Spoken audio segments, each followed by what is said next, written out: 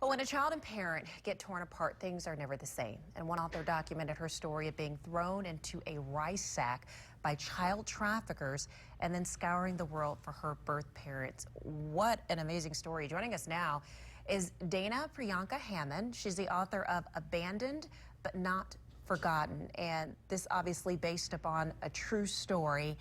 So, we're just in this city in particular, we know a lot about human trafficking and just the damage that it can do to so many lives. And so, Dana, we're just so thrilled to have you here to talk about, just to raise more awareness about this issue.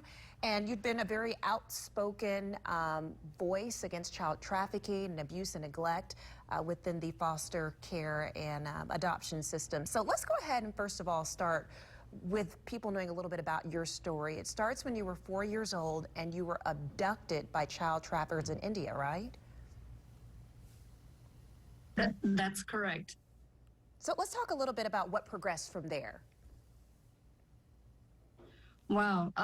So at the age of 4, when I was abducted from my family, I was put into a burlap rice sack and then carried away by foot.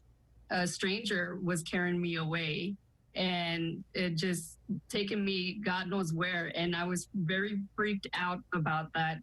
Of course, because I was 4 years old, not knowing what was taking place in my life and not knowing where my family was, and just being snatched from my family, just not even realizing what's happening to me.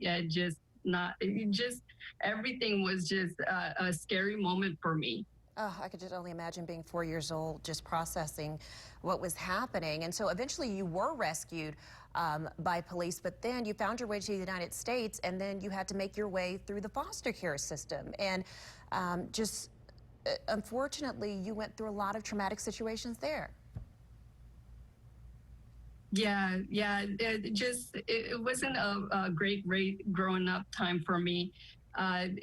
You know how some adoptive families, they deal with the adoptees. They have great families, but I unfortunately became one of them who was abused and was neglected with my adoptive family. So I had to be raised up in shelters and foster homes. And can you talk about how this ultimately shaped the journey that you're on now in terms of being such an outspoken advocate for people and children that find themselves in those situations?